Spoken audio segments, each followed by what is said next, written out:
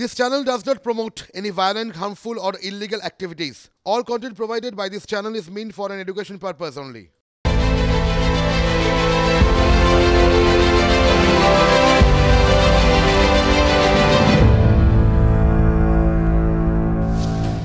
Special রিপোর্টে special কথা, deadline মানে সময় সীমা। সবেতেই আপনি চাকরি করুন, ব্যবসা করুন, রাজনীতি করুন, টার্গেটে পৌঁছতেই হবে সময়ের মধ্যে। কিন্তু পৌঁছানো যাচ্ছে কই? কেন বলছি জানেন? এই দেখুন না, 31শে ডিসেম্বর জোটের ডেডলাইন ছিল। আসন রফা নিয়ে কোনো উচ্চবাচ্য আছে তার? বছর ঘুরে গেল, নেতারা তুতু ম্যায় করছেন। রাজ্যে তো জোটের নাম এখন জট। আবার ডেডলাইন আদালতেরও ছিল তদন্ত শেষ করার, নিয়োগ দুর্নীতি তদন্তের। 31শে ডিসেম্বর হলো কি না, তদন্ত সময়ের মধ্যে শেষ করা গেল না, মানে আবার মিস ডেডলাইন। দেখুন, টাইমিংই তো আসল, রাজনীতিতে টাইমিংটাই আসল। দেখুন না, লোকসভার আগে তৃণমূলের রাশ মমতার হাতে। সময় বুঝেই দলে অভিষেকপন্থীরা সরব হচ্ছেন। সময়ের হাতেই সব। মহাভারতে কৃষ্ণের সেই কথা, मैं समय हूं, সময় ক্ষত করে, সময়ই ক্ষত ভরে। মাথায় রাখতে হবে, সব সময়ের উপর নির্ভরশীল। আর এখান থেকেই আপনাদের সেই বিশেষ বৈঠক, একেবারে সময়োচিত বৈঠকের কথা বলি। দেখুন, আজ 1 জানুয়ারি, আজ তৃণমূলের প্রতিষ্ঠা দিবস। মমতা বন্দ্যোপাধ্যায় নিজের বাড়িতে কালীঘাটে রয়েছেন। দিনভর আকচাকচি, দিনভর। এর আগের পর্বে পুরোটা দেখালাম আপনাদের। সন্ধেবেলায় খবর এলো মমতা ব্যানার্জির সাক্ষাতে গিয়েছেন ফিরহাদ হাকিম, মানে পুরনো চাল। সন্ধেবেলায় খবর এলো তখনই মমতা ব্যানার্জির সঙ্গে দেখা করতে গিয়েছেন অভিষেক বন্দ্যোপাধ্যায়, মানে নতুন চাল। কি ব্যাপার বলুন তো? সময় এক, নতুন পুরনো এক জায়গায়, ব্যাপারটা কি?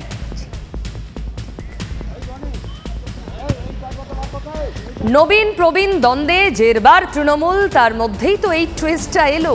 টুইস্টই তো, বছরের প্রথম দিনেই যদি রাজনীতি এমন মোচড় দেয়, বুঝতে পারছেন লোকসভা নির্বাচনের বছরে আর কি কি অপেক্ষা করছে বাংলার ভাগ্যে। মুখ্যমন্ত্রীর কালীঘাটের বাড়িতে যাওয়া সেই ছবি আপনাদের দেখাচ্ছি। অভিষেক বন্দ্যোপাধ্যায় তার সেই চেনা ব্ল্যাক সেডান এবং গিয়েছেন ফিরহাদ হাকিমও। তবে যতটুকু আমরা ভিতরের খবর পাচ্ছি তাতে অভিষেক দীর্ঘ সময় ছিলেন, ফিরহাদ হাকিম অল্প সময় থেকে বেরিয়ে যান। দুজনে একই সঙ্গে মমতার সামনে ছিলেন। তাহলে দিনভর নতুন পুরনোর দ্বন্দ্ব নিয়ে কি কোনো কথা হয়নি? নাকি মমতা বন্দ্যোপাধ্যায় মুখ্য চরিত্রে আসরে অবতীর্ণ হয়েছেন এই কোন্দল মেটানোর? তিনি বিলক্ষণ বুঝতে পারছেন তিনি ছাড়া এই অশান্তি মেটার নয়। মমতাই রাশ হাতে নিচ্ছেন, দলেরও কোন্দল মেটানোরও। প্রায় 3 ঘন্টা দলনেত্রীর বাড়িতে ছিলেন অভিষেক, যা খবর। নেত্রীর সঙ্গে দেখা করে এসেছেন ফিরহাদ হাকিমও। চলুন, দীক্ষা আমার সহকর্মী আরো আলোকপাত করতে পারবে, ওর কাছে ভিতরের কিছু খবর আরো রয়েছে।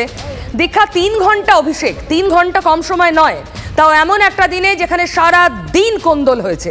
আবার একই সময় একই দিনে ফিরহাদ হাকিমও মমতার কাছে। হলোটা কি? দেখো, দুটো দিক এখানে রয়েছে। একটি দিক হচ্ছে অভিষেক বন্দ্যোপাধ্যায়ের দুটো কিন্তু এখানে চরিত্র রয়েছে। একটি হচ্ছে তিনি মমতা বন্দ্যোপাধ্যায়ের ভাইপো, আর একটি হচ্ছে তৃণমূলের তিনি সর্বভারতীয় সাধারণ সম্পাদক। সূত্র যেটা বলছে যে প্রত্যেক বছরেই কিন্তু তিনি তার পরিবারের সঙ্গে এই দিনটা অর্থাৎ 1 জানুয়ারি আসেন, প্লাস আজকে তৃণমূলের প্রতিষ্ঠা দিবস। কিন্তু আমরা আজকে দেখলাম সকাল থেকে যেভাবে প্রবীণ এবং নবীন নিয়ে একের পর একের নেতারা তোপ গেছেন। এবং শুধু তাই নয়, অভিষেক বন্দ্যোপাধ্যায় বাড়িতেও যে পরশুদিন বৈঠক হয়েছে সেখানে যে নেতারা ছিলেন তারা অভিষেক বন্দ্যোপাধ্যায়কে ময়দানে নামতে বলেছেন। এবং তারপরেই আজকে কুণাল ঘোষের বক্তব্য, পাল্টা একের পর এক মেয়র ফিরহাদ হাকিমের বক্তব্য, অর্থাৎ প্রবীণ এবং নবীন নিয়ে যে বক্তব্য তার মাঝখানে অভিষেক বন্দ্যোপাধ্যায়ের এই 3 ঘন্টা থাকা এবং তার আগেই ফিরহাদ হাকিমের আসা একটা বড় জল্পনা বাড়িয়েছে। শুধু তাই না, আমরা যদি মনে করতে পারি তাহলে দুদিন আগেই দেগঙ্গাতে মুখ্যমন্ত্রী মমতা বন্দ্যোপাধ্যায় কর্মী সভায় বলেছিলেন প্রবীণদেরকে সম্মান জানাতে হবে এবং নবীনদেরকেও সমানে সমানে থাকতে হবে, প্রবীণ নবীন মিলিয়ে তবে দল চলবে। অর্থাৎ মমতা বন্দ্যোপাধ্যায় কিন্তু বার্তা দিয়েছিলেন যে প্রবীণদের কোনো মতেই অস্বীকার করা যাবে না দলে। তারপরে দ্বন্দ্ব মেটালেন মমতা, তার পৌরোহিত্যে দ্বন্দ্ব মিটলো, কোনো খবর আছে নাকি? দেখো, এখনো পর্যন্ত সেরকম কোনো দলীয় সূত্র মারফত কোনো খবর নেই। তবে আজকে অভিষেক বন্দ্যোপাধ্যায় এই যে আশাটাকে, অনেকে আবার বলছেন এটা তো পারিবারিক উনি আসেন, কারণ তার অন্যান্য যারা ভাই রয়েছেন অর্থাৎ মমতা বন্দ্যোপাধ্যায় অন্যান্য ভাইপোরাও আজকে এসেছিলেন। ফলে কিন্তু যেহেতু মমতা বন্দ্যোপাধ্যায় এই কথাটা বলেছেন এবং আজকে এত প্রবীণ নবীন নেতা নিয়ে হয়েছে, মনে করা হচ্ছে মমতা বন্দ্যোপাধ্যায় এবং নিজে আসরে নেমেছেন এই প্রবীণ এবং নবীন দ্বন্দ্ব কাটাবার জন্য। কারণ সামনেই লোকসভা ভোট, এই প্রবীণ নবীন যদি দ্বন্দ্ব থাকে তাহলে কিন্তু আখেরে তৃণমূলেরই ক্ষতি হবে, অন্য কারো ক্ষতি হবে না। একদম দীক্ষা, অনেক ধন্যবাদ তোমাকে। মমতা বন্দ্যোপাধ্যায়ের মতো দুধের রাজনীতিবিদ এরকম একটা সুযোগ এই দ্বন্দ্ব মেটানোর জন্য ব্যবহার করবেন না, হতে পারে। দেখুন, যা শুরু হয় তা শেষও হয়, চিরসত্য। কিন্তু বিরোধী জোটের দিকেই বরং আমরা তাকাই, কারণ তৃণমূলের অন্দরের জট কবে মিটবে জানি না, আবার জোটের জট কবে মিটবে তাও জানি না। ইন্ডিয়া আপাতত সেদিকেই নজর, কারণ আজকের দিনটা ডেডলাইন মিসেরও দিন। ঘটা করে নামধাম ঠিক করে পথ চলা শুরু হয়েছিল। নতুন বছর শুরু হতে না হতে শেষের পথ কি প্রশস্ত হয়ে গেল? বলছি কারণ ইতিমধ্যেই পেরিয়ে গিয়েছে তৃণমূল কংগ্রেসের দেওয়া সময়সীমা। আসন ভাগাভাগির বিষয়টি 31 ডিসেম্বরের মধ্যে শেষ করার দাবি জানিয়েছিল বাংলার শাসক দল। হলো কোথায়? ডিসেম্বর ডেডলাইন শেষ, সেই সঙ্গে শুরু হলো নতুন বিতর্ক, কারণ আসনের রফাসূত্রও ধরা। সময় যত গড়াচ্ছে জোটের জায়গায় ঘোট তত পাচ্ছে, যত মত তত পথ। বলতে পারেন অতি সন্ন্যাসীতে গাজন নষ্ট। তাই যদি হবে তাহলে জোটের আর জায়গা রইল কই? যত জট জোটে, বিরোধীরা যাবে কোথায়? পাটনা, বেঙ্গালুরু, মুম্বাই, দিল্লি, কত বৈঠক আলোচনা, কিন্তু ফাইনাল রেস যখন দোরগোড়ায় তখনও কে দৌড়বে তা ঠিক করা গেল। ইন্ডিয়া জোটের সর্বশেষ বৈঠকে আসন ভাগাভাগির বিষয়টি 31 ডিসেম্বরের মধ্যে শেষ করার দাবি জানিয়েছিল তৃণমূল কংগ্রেস। সেই 31 ডিসেম্বরের ডেডলাইনটাই শেষ, কিন্তু জোট কোন পথে? আসন সমঝোতা সেসব কি তলায় তলায় হয়ে গেল নাকি? কারণ প্রকাশ্যে তো কাউকে কিছু বলতে শোনা গেল না। তৃণমূল তবুও ঢোক গিলে বলছে বটে, হচ্ছে হবে। হয়তো একটা কোনো নির্দিষ্ট এই তারিখটার মধ্যেই হয়তো কোনো শেপ পৌঁছয়নি। আমরা ইন্ডিয়া জোটকে বাস্তবায়ন করব। আমিও বিশ্বাস করি ইন্ডিয়া জোট হবে। প্রত্যেকে কিছু না কিছু সমালোচনা করি। ইন্ডিয়া জোটেও সেই রকম অনেকগুলো বন্ধু একসাথে রয়েছে, তার মধ্যে কেউ সমালোচনা করতেই পারে। তার মানে এই নয় যে আলোচনা চলছে না। কেউ বলতেই পারে যে আমার ওখানে ভালো, সে তো আলোচনা। 100% ইন্ডিয়া জোটে প্রার্থী তালিকা তৈরি না হতে পারে, কিন্তু এনডিএর সঙ্গে ইন্ডিয়া জোটের লড়াই খুব প্রত্যক্ষভাবে হবে। বাকিটা যথাসময়ে মমতা বন্দ্যোপাধ্যায় এবং শীর্ষ নেতৃত্ব তারা জানাতে পারবে। কিন্তু দেশ তো দুরস্ত, এ রাজ্যের দিকে তাকালেও ছবিটা ধোঁয়াটে। আমি তো এগুলো দেখছি না, এটা দিল্লি থেকে যারা আলোচনা হয় তাদেরকে জিজ্ঞেস করতে হবে, এটা আমার জানার বাইরে। রাজ্যে এখনো পর্যন্ত যা ছবি, কংগ্রেস হাত তুলে নিতে তৎপর, বামেরা রয়েছে ইন্ডিয়া ব্লকে, অথচ বাংলায় তৃণমূলের বাম নামে ঘোর অরুচি। সিপিএম এর সাথে নয়, আমরা যারা বিজেপির বিরুদ্ধে তাদের নিয়ে ইন্ডিয়া গঠন করেছি। তাতে কে এলো না সেটা বড় কথা না। সিপিএম এর সঙ্গে জোট নিয়ে বাংলায় কথা বলার কোনো প্রশ্ন আছে বলে আমাদের জানা নেই। জোটের জটটা দেখতে পাচ্ছেন? ইন্ডিয়াতে তৃণমূল নেই, শুধু পশ্চিমবাংলায়। ফলে পশ্চিমবাংলার বাইরে যেখানে তৃণমূল নেই সেখানে তৃণমূলের দারুণ হম্বিতম্বি। আর যে পশ্চিমবাংলায় তৃণমূল আছে সেখানে বিজেপি আর তৃণমূলের বিরুদ্ধে লড়াইতে হবে। ভারতে কি হবে পরের কথা, বাংলায় কি হবে সেটা কিন্তু খোদ তৃণমূল সুপ্রিমোই স্পষ্ট করেছেন ইতিমধ্যে। চলবৎ তরলং ইন্ডিয়া জোট সারা ভারতবর্ষে থাকবে, আর বাংলায় তৃণমূল কংগ্রেস লড়াই করবে। মনে রাখবেন, বাংলায় তৃণমূল কংগ্রেসই বিজেপিকে শিক্ষা দিতে পারে, সারা ভারতবর্ষকে পথ দেখাতে পারে, অন্য কোনো পার্টি নয়, অন্য কোনো পার্টি নয়। এরপর আর কি বাকি থাকে জোটের নামে জট ছাড়া?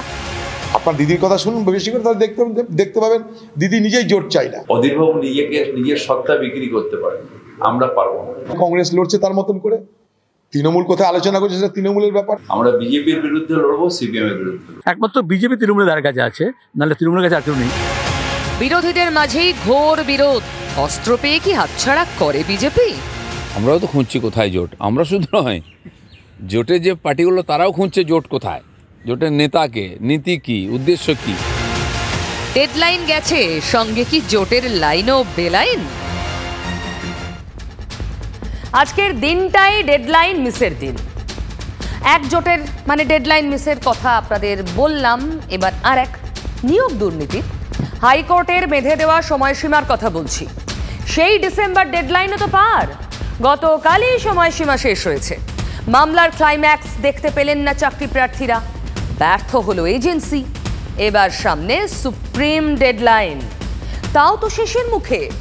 ইডি সিবিআই পারবে এ রাজ্যের নিয়োগ দুর্নীতির একটা হেস্তনেস্ত করতে? 19 মাস ধরে নিয়োগ দুর্নীতির তদন্ত চালাচ্ছে দুটি কেন্দ্রীয় তদন্তকারী সংস্থা। পার্থ থেকে মানিক জীবন, শাসক দলের অনেক রাঘব বোয়াল গ্রেফতার হয়ে প্রেসিডেন্সিতে। কালীঘাটের কাকু প্রভাবশালী সুজয় কৃষ্ণ ভদ্রকেও জালে তুলেছে ইডি। খুশিতে বিরোধী দলনেতা বলেছিলেন, দুর্নীতির তদন্তে কোমর থেকে হৃদয় পর্যন্ত পৌঁছে গিয়েছে ইডি। সুজয় কৃষ্ণ ভদ্র আপনার কোমরের উপরে উঠে গেছে এজেন্সি, কোমরের উপরে উঠা মানে হৃদয়ে এসে গেছে, এরপরে কান ধরতে হবে, তাহলে মাথা চলে আসবে। শুভেন্দু কি নিরাশ হয়েছেন? তারপরেও তো অনেক দিন গেল। বঞ্চিত চাকরি প্রার্থীরাও আশায় আশায় রাজপথে কতগুলো দিন রাত কাটিয়ে ফেললেন। আশ্বাস প্রতিশ্রুতি কম নয়, কিন্তু নিয়োগ দুর্নীতির মাথা কই? যে মাথার খোঁজ করে করে ক্লান্ত হয়েছেন বিচারপতি গাঙ্গুলিও। এজেন্সি পলিটিক্স নিয়ে বাজার গরম করেছে টিএমসি, কিন্তু ইডি সিবিআই আদৌ কি তদন্ত গুটিয়ে আনতে পেরেছে? একজন চেয়ারম্যান একরকম কথা বলেছেন, পরবর্তী ক্ষেত্রে অন্য এখনকার চেয়ারম্যান তিনি এসে সেটাকে শুধরানোর চেষ্টা করছেন, সংশোধনের চেষ্টা করছেন। তো ওটা তো ওইভাবে একটা নিরবচ্ছিন্ন প্রক্রিয়া নয়। এখন যতবার কোর্টে যাওয়া হচ্ছে তদন্ত করে কিছু বেরোচ্ছে, তারপরে ওরা এই বেঞ্চ ওই বেঞ্চ ঘুরে ধাওয়া চাপা দেওয়ার চেষ্টা করছে। আইনি জটটা তো হচ্ছে টাকা দিয়ে চাকরি বিক্রি করার জট, বেআইনি পথে নিয়োগের জট, প্যানেল এক্সপায়ার করে দেওয়ার পর তৃণমূল লোকেদের অ্যাপয়েন্টমেন্টের জট। এই জটটা যারা তৈরি করে সেই জটটা তারা আগে ছাড়ান। আদপে তৃণমূল কংগ্রেস তো কার্যত বলটাকে নিয়ে আইনজীবীদের টেবিলে পাঠিয়ে দিচ্ছেন। তারা বলছেন এই পরিস্থিতির জন্য আইনজীবীরা দায়ী, কিন্তু এই পরিস্থিতি তৈরি করেছিল তৃণমূল কংগ্রেস। এই পরিস্থিতিতে কলকাতা হাইকোর্টে বারবার প্রশ্ন উঠেছে, তদন্তের গতি স্লথ হচ্ছে কি করে? নিয়োগ দুর্নীতির তদন্তের সময়সীমা বেঁধে দিয়েছিল কলকাতা হাইকোর্ট। আদালত জানিয়ে দেয় 31 ডিসেম্বরের মধ্যে তদন্ত শেষ করতে হবে ইডিকে। নিয়োগ দুর্নীতি মামলা গড়ায় সুপ্রিম কোর্টেও। সুপ্রিম কোর্টের দেওয়া 2 মাসের সময়সীমা শেষের মুখে। সিবিআইকে ডেডলাইন বেঁধে দিয়েছে সুপ্রিম কোর্ট। জানুয়ারি 2য় সপ্তাহেই শেষ হচ্ছে সেই ডেডলাইন। হাইকোর্টের সময় অতিক্রান্ত। শেষ বেলায় দেখা যায় কেন্দ্রীয় তদন্তকারী সংস্থাকে তেড়ে ফুড়ে ময়দানে নামতে। বেশ কয়েকজন চার্টার্ড অ্যাকাউন্ট্যান্টের বাড়িতেও তল্লাশি হয়। তাহলে সুপ্রিম নির্দেশ মেনে কেন্দ্রীয় এজেন্সি কি পারবে ডেডলাইন মেনে নিয়োগ দুর্নীতির তদন্ত শেষ করতে? মানে মূল মাথাকে চিনিয়ে দিতে? কোর্ট সবসময়তেই চাকরি দেওয়ার পক্ষে কোনো তার বিরুদ্ধে যায়নি, বলেছে ন্যায্য চাকরি, দুর্নীতিকে বাতিল করতে হবে। তাহলে দুর্নীতির চাকরিকে খারিজ করে দিয়ে যারা যোগ্য তাদের চাকরিতে বহাল করাটা, এটা তো রাজ্য সরকারের কাজ। এর পেছনে আপাতত আমি ধরে নেবো যে তারা খুব আন্তরিকতার সঙ্গে সততার সঙ্গে তদন্ত করছে এবং এই তদন্তে অনেক গভীরতা আছে, তার জন্য সময় লাগলেও লাগবে। তার থেকেও বড় প্রশ্ন তো চাকরি। বঞ্চিতরা কবে হাসি মুখে ঘরে ফিরবেন? ধর্মতলার ধর্নাতলা তো আর স্থায়ী ঠিকানা হতে পারে না। সারা জীবনেই চলে যাবে, কিন্তু যারা যোগ্য হয়ে রাস্তায় বসেছে তাদের একটা সদ্গতি এবার করা হোক। আমাদের স্বপ্নগুলো কিছু মানুষ বিক্রি করে খেয়েছে, তাদের তো অর্থের অভাব ছিল না। আমরা তো খুব সাধারণ মধ্যবিত্ত বাড়ির ছেলে মেয়ে। 1 ঘন্টা লাগে একটা নোটিফিকেশন জারি করে সমস্ত দুর্নীতিমূলক নিয়োগকে আমরা বাতিল করে দিলাম। আমরা স্বচ্ছভাবে মেধাভিত্তিক নিয়োগ করব। এটা করতে ওদের সাহস হচ্ছে না কেন? সব দিকে জট। কোনো কিচ্ছুর নিষ্পত্তি নেই, জোটে জট, তদন্ত কবে শেষ হবে কেউ জানে না। আর নেতারা, বিশেষ করে শাসক দলের নেতারা, তারা তো একনিষ্ঠ হবেন কোথায় এই সমস্ত জটগুলো ধরে ধরে খোলানো যায়, যাতে সাধারণ মানুষ আমার আপনার সুরাহা হয় না। ওরা তো নিজেরাই কোন্দলে ব্যস্ত, নিজেরাই একে অন্যের দিকে আঙুল তুলে দাঁড়িয়ে আছেন। আর আমরা উলু খাগড়ারা কি করব? এতক্ষণ শুরুর থেকে আপনাদের দেখাচ্ছিলাম ওপরতলার, তৃণমূলের ওপরতলার কোন্দলের ছবি। এবার দেখাবো আর এক কোন্দলের ছবি, শাসক দলের একেবারে নিচু তলার। দলের প্রতিষ্ঠা দিবস না আজ, গোষ্ঠী কোন্দল, গোষ্ঠী দ্বন্দ্ব কিছুতেই পিছু ছাড়ল না তৃণমূলের। মুখের লড়াইয়ে আর বিশ্বাসই করেন না নেতারা, একেবারে হাতাহাতি।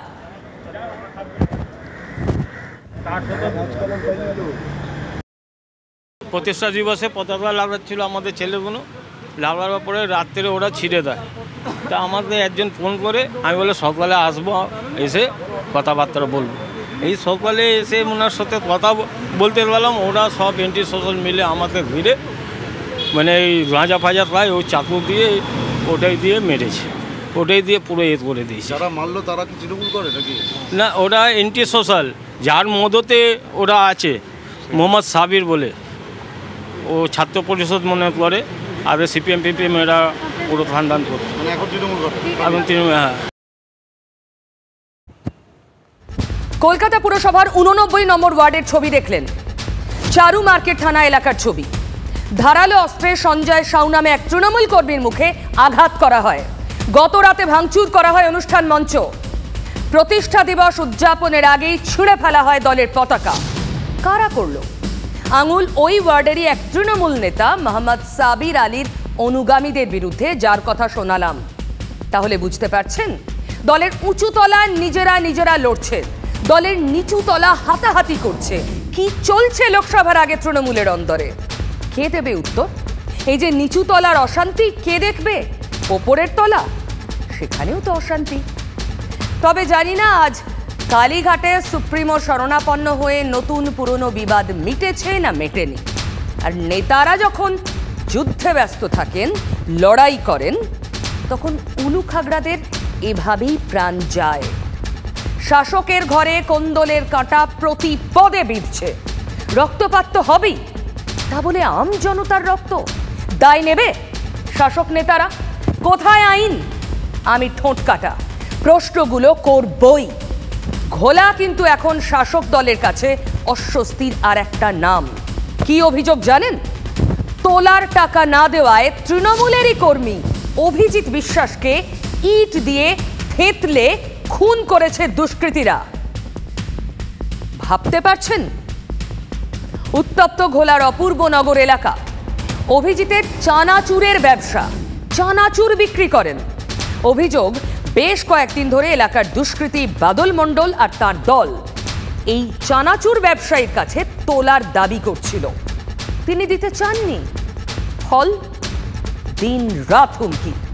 আর শেষে অভিযোগ, মেয়ের স্কুলের জিনিসপত্র কিনে বাড়ি ফেরার সময় তাকে নৃশংসভাবে বাড়ির সামনে খুন করে দুষ্কৃতীরা। ওর কাছে 2 লাখ টাকা চেয়েছিল, সেই নিয়ে হচ্ছে গন্ডগোল। এর আগে একবার মারামারি হয়েছে, ঠিক আছে? ও টাকা দেবে না, এই হচ্ছে ওরা সমাজবিরোধী টাকা তুলেই খায়, ঠিক আছে? গাজার ব্যবসা, মদের ব্যবসা, সবকিছু। 7টার বুকিও বাদল মণ্ডল দিনের পরে দিন এনে ঠেট দিত। কি বলতো? বলে 2 লাখ টাকা দিবি, নাই তো কে বলতো 2 লাখ টাকা দিবি? বাদল বলতো, নীতিশ বলতো, বলাই ওরা সবাই বলতো। আচ্ছা, দেয়নি বলে তার জন্য আমার ছেলেরা আজকে ক্ষতি করে দিল। আমরা কোথায় বাস করছি? কোন সমাজে, যেখানে নেতারা নিজেরা যুদ্ধ করেন আর সাধারণ মানুষের প্রাণ যায়? সাধারণ মানুষ আবার ওই শাসক দলেরই তৃণমূল স্তরের। ঘটনার পর পুলিশের বিরুদ্ধে নিষ্ক্রিয়তার অভিযোগে সরব এলাকার মানুষ। গুন্ডাদের এত দুঃসাহস হয় কি করে? স্পর্ধা কোথায় পায় এরা? কাদের হাত মাথায় থাকলে এত স্পর্ধা সম্ভব? প্রশ্ন ওঠে, প্রশ্ন ওঠা সঙ্গত। পরিবার প্রশ্ন করছে, তারা কার্যত বাকরুদ্ধ। আমাদের কারখানা রয়েছে, ওরা কারখানা ভাঙচুর করে দিয়েছে, আমাদের গাড়ি ঠাড়ি সব ভাঙচুর করে দিয়েছে। আমরা কারখানা আমরা কারখানা চালাতে পারছি না। আমার বর ঘরের মধ্যে আমি আটকে রাখি, একটু দরকারে বেরিয়েছে, ওরা সেই সুযোগ যে চানাচুর কারখানার নামে তোলা দাবি, এত দৌরাত্ম দুষ্কৃতী গ্যাংয়ের, সেটাও আর আস্ত নেই, তছনছ। মৃতের মা দেখাচ্ছেন, দেখুন আপনি সেই অবস্থা। আমার কারখানা ছিল, আমার কাজ করেছি, লোন ফোন তুলে তুলে অনেক টাকা দেনা হয়ে গেছি। আমার ঘর ভেঙে দিয়ে গেছে, এগুলো সব ভেঙে দিয়ে গেছে, ভেঙে দিয়েছে। অনেক মালপত্র ছিল, মালগুলো নষ্ট করে দিয়েছে। এখানে আমার চানাচুর কারখানা চানাচুর তৈরি করতে হবে, এখানে চানাচুর তৈরি হতো। আমার ক্যাশ বাক্স ভেঙে ক্যাশ বাক্স টাকা চুরি করে নিয়েছে, আমার সব মালপত্র গেছে। কারখানা নেই, কারখানার মালিক নেই, প্রাণ দিতে হয়েছে তাকে। আর তৃণমূল আশ্রিত অভিযোগ, তৃণমূল আশ্রিত দুষ্কৃতীদের হাতে, কারণ তিনি তোলা দিতে চাননি। এই জন্যই বলে, যখন আগুন লাগে তখন আগুন কোনো রং চেনে না। তৃণমূলের কর্মীর প্রাণ গেল, অভিযোগ তৃণমূলের বিরুদ্ধেই। তোলা আদায় নিয়ে ঝামেলা। কারখানার অবস্থা তো দেখলেন, কিন্তু কেন এমন হবে? তোলাবাজির সামনে মাথা না ঝোঁকানোর শাস্তি এই তৃণমূলেরই কর্মীর। তাহলে রাজ্যের একজন আম পাবলিকের কি দশা? আর যদি আপনি অস্বীকার করেন, কি হতে পারে? রাজ্যে কি আইনের শাসন বলে কিচ্ছু নেই? ওদিকে শাসক দলে তো হাজারটা কোন্দল, তারা এদিকে তাকানোর ফুরসত পাচ্ছেন না। অস্বস্তির শেষ নেই।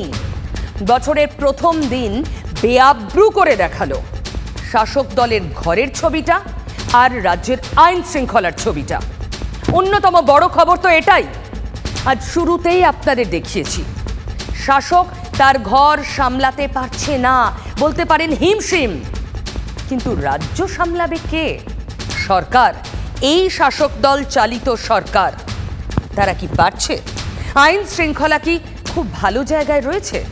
এভাবে পিটিয়ে বাড়ির সামনে থেতলে তোলা দিতে না পারায় একজনকে খুন করা হলো।